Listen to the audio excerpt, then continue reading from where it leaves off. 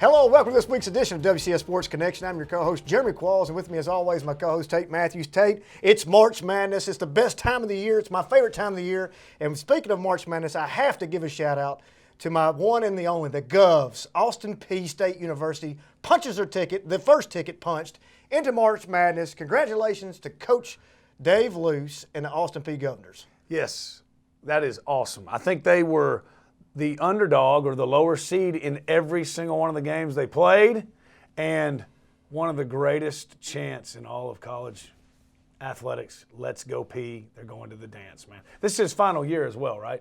Well, it's the final year in the contract. I don't know how this is going to play out. Coach is reaching approximately 70 years old, getting close, if not already. I don't know if that's going to get an extension or not. You know, his family's been through a whole lot this year. I'm glad that you did your homework on that, because not only were the lower seed in every game, they were the lowest seed ever to win the OVC championship, right, coming in as the number 8 seed. Had to play their way in the back door to even get in the tournament to win. They had won 4 games in 4 nights to get in, beat Belmont, the number 1 seed obviously going in, and then handled UT Martin in the OVC championship. Now, that being said, Coach Luce's son, Brad Luce, who's the head assistant coach at Missouri, was a teammate of mine while I was there. We had lots of good strategic talks about basketball on the bench side by side and during the duration of my career. But anyway, Brad's a great guy, and his 5-year-old daughter Ryan is battling cancer right now. And they have the initiative, the hashtag Rally for Ryan. Please check it out. I mean, it's a great scenario. Right now she's in New York. Matter of fact, on the day of the game, of the Belmont game, I believe it was, that she had a tumor removed successfully from her leg.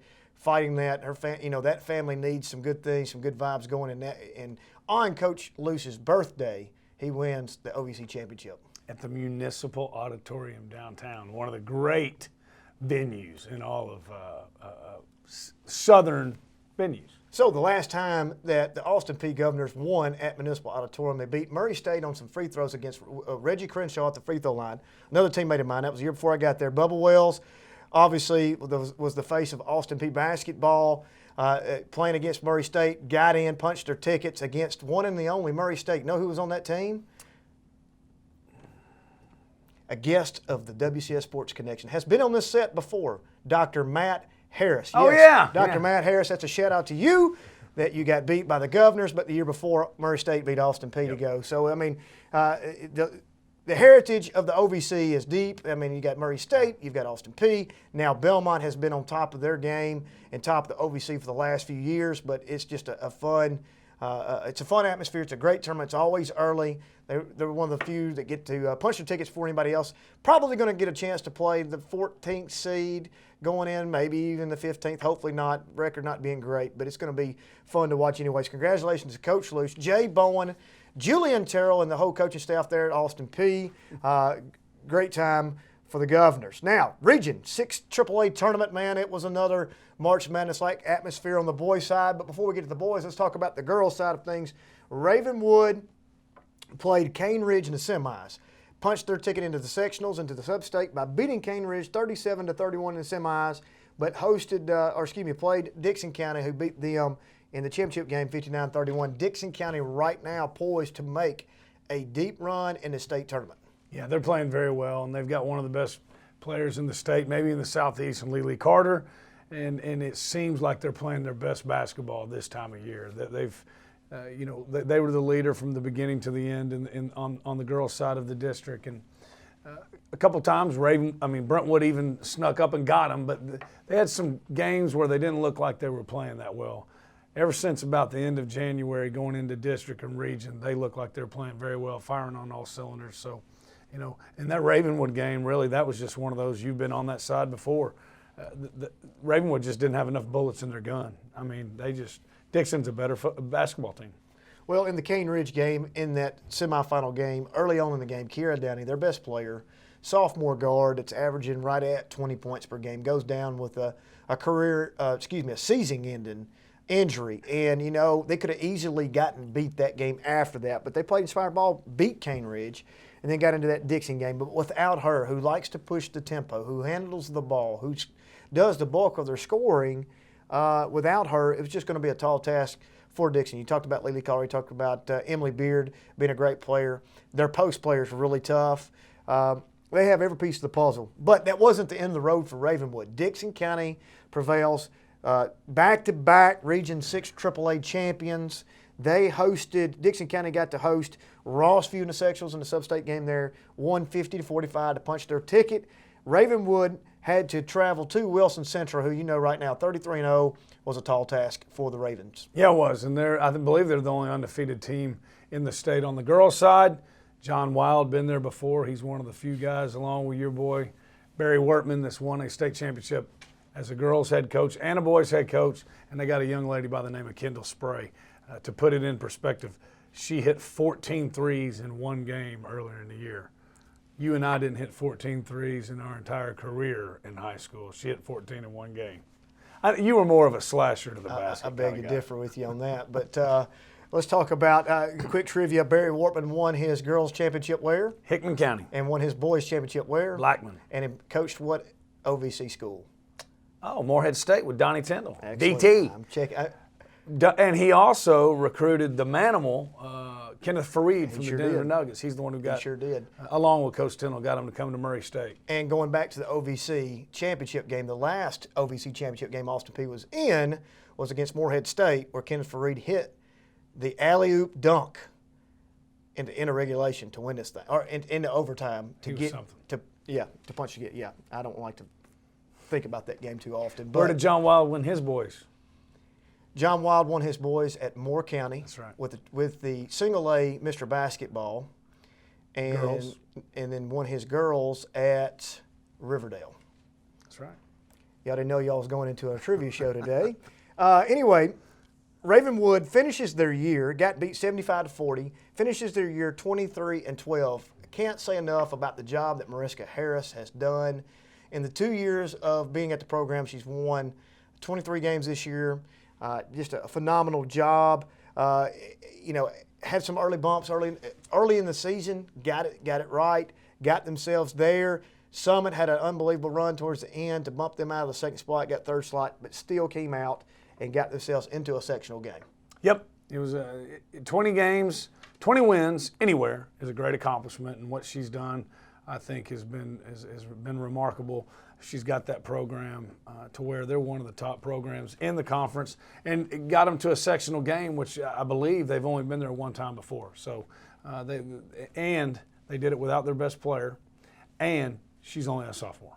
She's going to be a junior. So future's bright for the Lady Raptors. Future's bright. Kiera Dano will come back, be stronger than ever, and things will keep rolling. You look at some of their feeder programs. They're going to be going to take a small hit there. Nolensville coming in. Sunset kind of being split. Don't know exactly yet who's going to go where, but Sunset girls were in the WMAA championship game. Had some very talented girls there, so it'll be interesting to see how that plays out. I think as long as Mariska Harris is over that program, she's a competitor.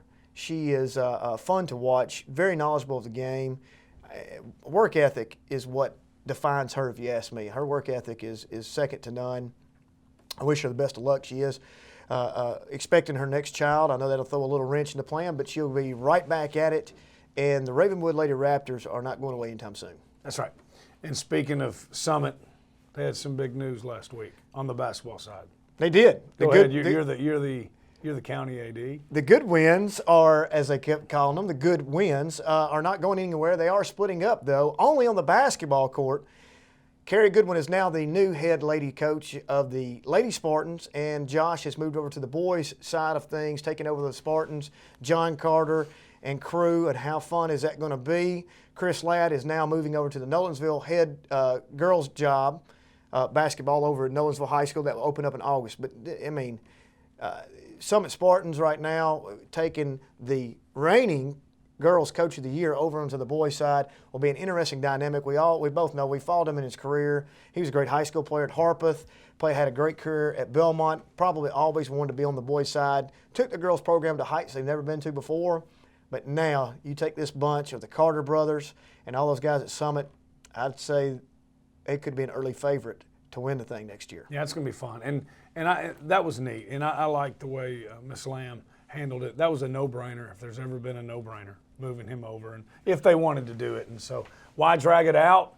Why, put on a an interview process with other candidates. That's what they were going to do. That's what they should have done. That thing was set up very well for her, and so I commend Miss Lamb on not dragging that thing out and doing it. So I think Summit's in good hands. Both sides of the boys and girls basketball. Absolutely. I know I talked to Carrie, talking about taking that dynamic and that role of an assistant coach and how much she's enjoyed that. Of course, they have a young son, Max, and all that, and how it's kind of she's taking a back seat to it now. She's going to have to get back in that front seat and get back to work, but she's looking forward to it. I'm going to tell you what, Old Sparty on the ladies' side, going to be tough to beat as well. I mean, they're returning a whole lot. Olivia Colson, obviously one of the lone seniors, leaving, but you got Z coming back. You've got a part of that spring station that was the championship team in the WMAA. I'm telling you, those girls are talented. They have a talented group of girls. They're 7th and 8th graders right now. She'll get a few of those, but in 2 years' time, they'll all be there. Summit is on the up and up, looking very bright for the future of the Spartans and Lady Spartans. I agree. All right, let's look at the Class AAA State Girls Basketball Tournament happening this week. Oak Ridge 27-4 versus Derek McCord in the Dyer County Choctaws of 27-5. If you don't know Derek, he coaches both the girls and boys at Dyer County. He's done a good job. Dyer County right there could be maybe the team to beat, but usually when you look at the girls side of things, the East Tennessee teams usually are better than the West Tennessee teams. On this side of the bracket as well, Bradley Central, home of the black court, best court in basketball in the high school level in Tennessee, 31-3 versus Dixon County 29-3. That is your upper portion of the bracket.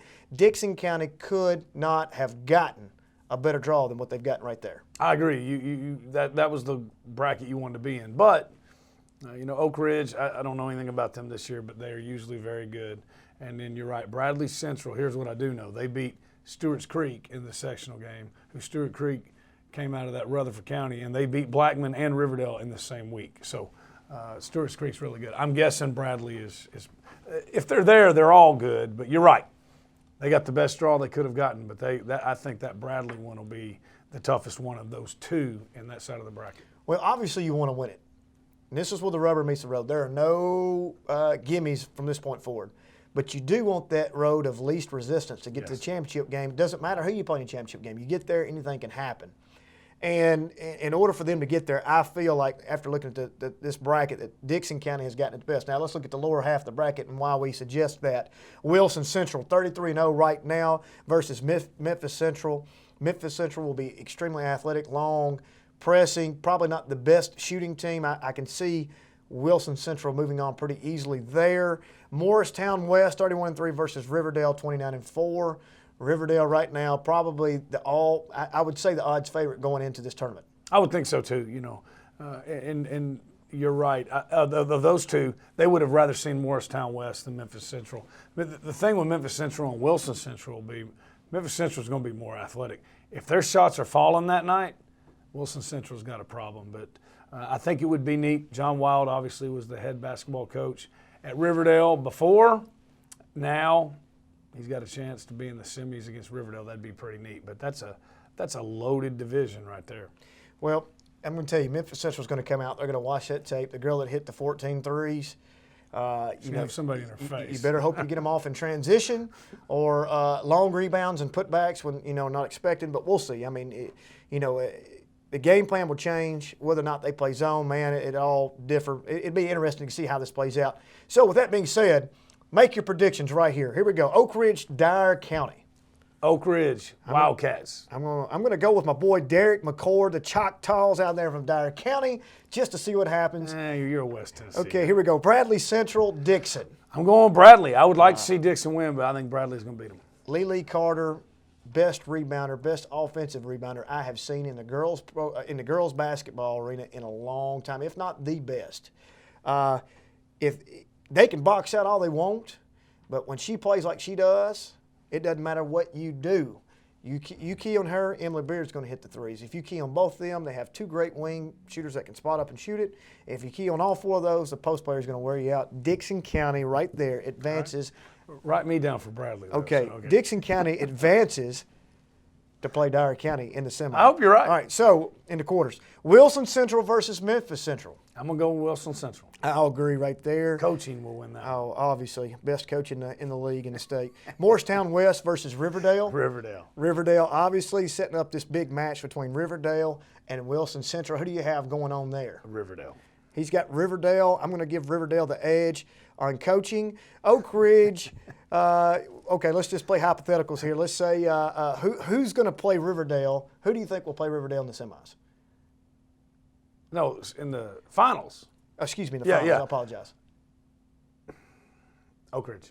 He says Oak Ridge. I'm going to say Dixon versus Riverdale, and you're going to say that Riverdale wins it all. And I do not disagree with you. Riverdale looking to be poised to be the state champions in the AAA level. That's enough about girls basketball. Hey, and if they do, real quick, and then we'll move on to boys. Right. If they do, he'll be the 5th head coach to win a state championship at Riverdale. It's a pretty good girls basketball program. So what does that tell you? Is it really coaching, or Jimmy's is it and a heck Joe's. of a recruiting job? Because, I mean, That's for a different show. That's for a different show. But let's think about that for a second. You just said that's the 5th head coach to win there. Now, in a public school setting, that's almost unheard of. Kind of like Alcoa winning 11 state championships in football. It's all for a different show. Boys' side of things, semis. In the Region 6 AAA tournament, man, what a tournament it was on the boys' side. Unbelievable run of events. Indy versus Cane Ridge, best high school boys basketball game that I've seen all year long. Two of the best teams by far. Cane Ridge was an extremely athletic team. Man, what a well-coached, well-played basketball game that Cane Ridge played against Independence. Independence came out. Cane Ridge started on a 6-0 run. That place was packed. It was standing room only. And I thought Independence is in for a long, long night. And then you looked back up, and it was 12-6 Indy, just like that. They hit their spurts. They had things going. Things were rolling, and they never looked back from there. They made it interesting. They got up 18 at 2 separate times. Cane Ridge fought back, stayed in it, but ended up winning 61-56. They made it a whole lot more interesting than what it could have been. But Independence looking very good against Cane Ridge. Oh, yeah, and we mentioned Cane Ridge, a very athletic team, big team, strong team. Either one, Hillsboro or Cane Ridge, were going to be a tough opponent. And Cane Ridge, which we're going to get to, Station Camp has 1 loss on the season. It came to Cane Ridge, the last regular season game. Marlon Sims has been there a while. Cane Ridge, they split off. Everybody knew it when they split Antioch, because Antioch was, at the time, maybe the biggest school in the state. They said all the players were going to Cane Ridge. Man, they knew what they were talking about. That thing, they've been very good in basketball for quite a few years now. So great win. And like you mentioned, they were down, had to come back. Indy, if nothing else, in the postseason, they have found a lot of different ways to win ball games. Been fun to watch. Absolutely. They were led by a young man with the last name Elder. He's a Kyrie. great player, Kyrie Elder. They have 2 of their players that are going on to play Division I basketball. So, I mean, just an unbelievable atmosphere. But Indy prevails, put Cane Ridge, put them going to the house there. They finished the year 24-3. Unbelievable year for those guys. Franklin, the glass slipper versus Hillsboro coming in. Franklin had gotten themselves in position. They won their first round game. Now they're playing against Hillsboro, who had upset Cane Ridge in the district tournament. Hillsboro currently the number 1 seed at that point in time, 18-7. Hillsboro wins 63-52. The glass slipper just fell off. I tell you what, Franklin did not go without a fight, though. It got up early on them. They fought back, got up again, fought back, and just kind of ran out of steam and ran out of time. Yeah, they did, and they were young. This was the game last year as well, I believe, right? Didn't they play in the region semis last year? But it was a totally different team, senior heavy team for the Rebels last year. But that really is amazing. They finished the season 9-19, and they made it to the region semifinals. They got hot in the tournament, and as we know, Hillsboro is a team that went to the state tournament last year. Very quality team. They just ran out of gas and were overmatched on that one. But you're right. They fought to the end, and it goes to what you're always talking about. It's a tournament sport. They call it a tournament sport for a reason. Franklin's living proof of it right there. And you don't do it without bad coaching. That's not the job that Jamie Wilson has done. 9-19, a lot of people would look at that and laugh. But to think that this team was completely dead in the water. They had struggled. They had played a lot of close games in the district tournament, got themselves ready. Whatever happened a week before the district tournament, they got together and decided, hey, we can make a run. They believed it, and they started producing. They won the first game, won the second game, got themselves in the district championship game, ran into a buzzsaw, obviously, with Indy, got themselves in the region tournament, won a game, and literally became a game away from getting themselves in a sectional tournament game. Think about that. That'd been nuts. So, and the great thing about it is they're young. And so that's 2 more weeks, 2.5, 3 more weeks of practice. It's kind of like, Coach Hester will tell you this in football. They've had back-to-back years of 5 games. That's 10 weeks. So in 2 seasons, they've played 3 seasons of football. Those younger guys, that's 10 more weeks of practice. You can't put a price tag on that. So with a team as young as the Rebels, and then to get those extra 2-3 weeks of practice, that's like a whole nother spring practice. I mean, the future's bright for them too. Hillsboro advances to the finals to play Independence. Second matchup of the year where Independence won without their football guys. But I have to give credit to Rodney Thwaite. Rodney has done a tremendous job at Hillwood, formerly of Ravenwood at one point in time. He was the first coach. And did a phenomenal job with his players and a game plan.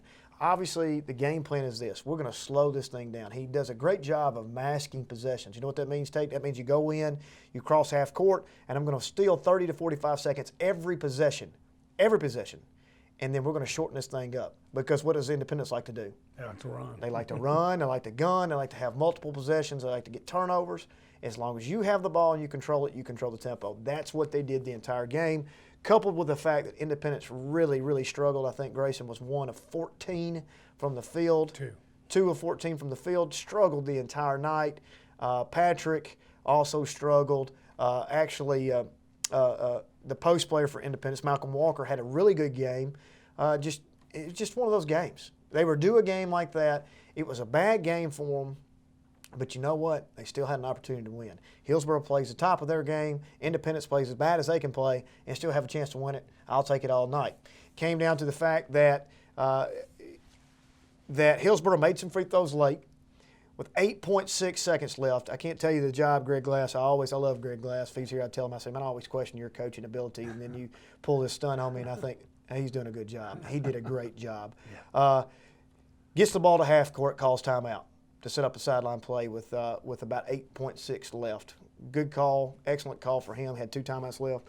Calls a timeout, runs a play that he said he hadn't run all year.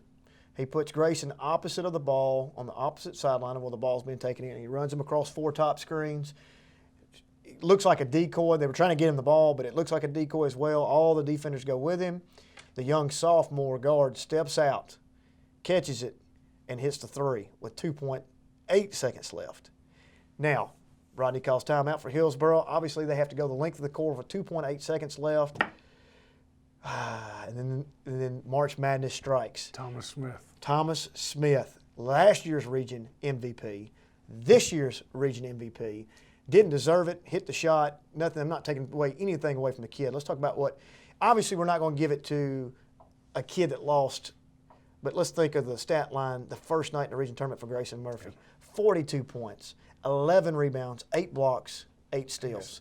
Then he comes back against arguably the best team in the tournament, Cane Ridge, and has 26 points. Now, he didn't play like an MVP that night because he struggled against Hillsboro. Thomas Smith hit the free throws and played like he should have, but that's neither here nor there. Thomas Smith gets the inbounds. Now, this is 2.8 seconds. Takes 2 dribbles, loses it.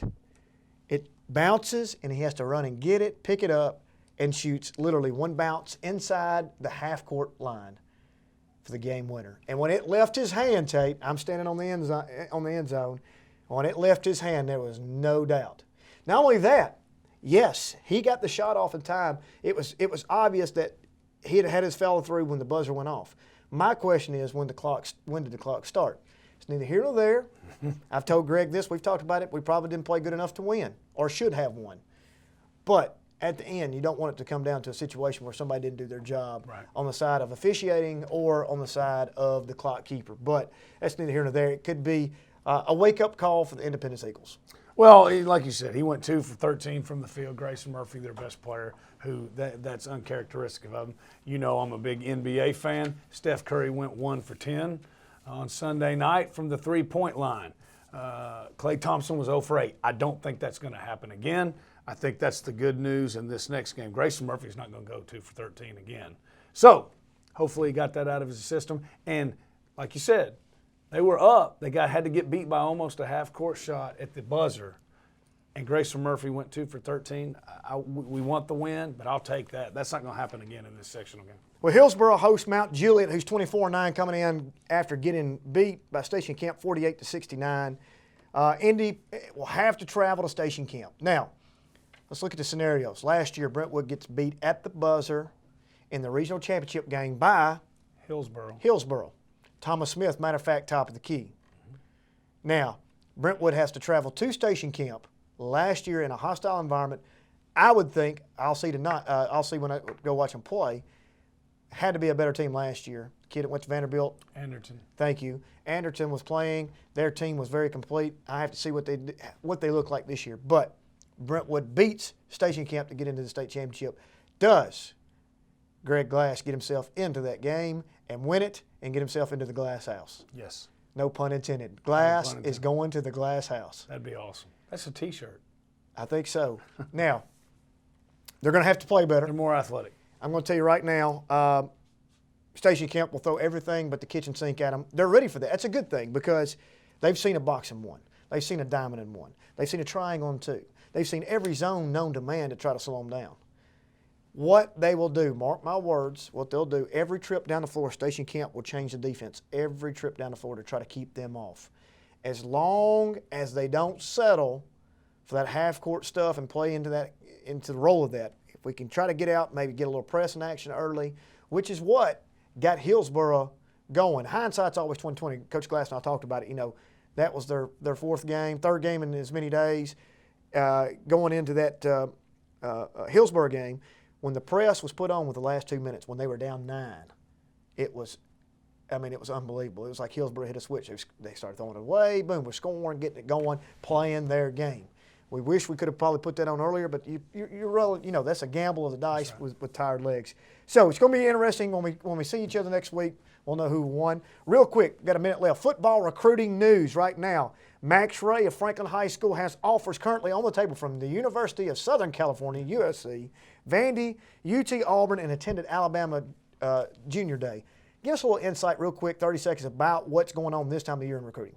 Well, Junior Day, what they want is they want to get you on campus. They want to get you and your family on campus because really, if you've been watching recruiting, if you wait till the official visits in the fall, they probably already made up their mind, a lot of them. So that's what they're doing. They get them in there. They can get the young man, Max, in this case, with their academic people. They can get the parents with academic people. If you don't get them on campus, you probably don't have a shot at getting them. And if you wait to the senior season to get them on campus, you're probably already behind. Absolutely. We got some other kids. We'll touch base next week on the football recruiting news. I know that's right around the corner. We'll be here before you know it. I know other seasons, spring season is about to start. Baseball, we'll talk more baseball as well. But football recruiting is hot and heavy right now, and I look forward to hearing your synopsis and your professional opinion on the football recruiting news. Thank you for joining us for WCS Sports Connection. We'll see you next time.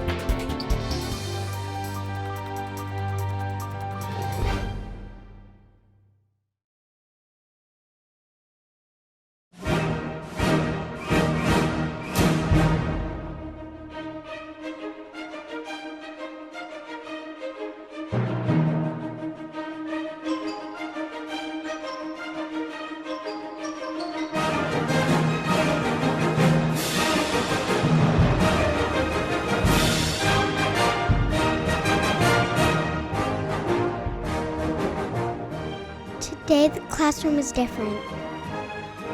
Learning? Different. Teaching? Different. Testing? Different. Technology? Essential.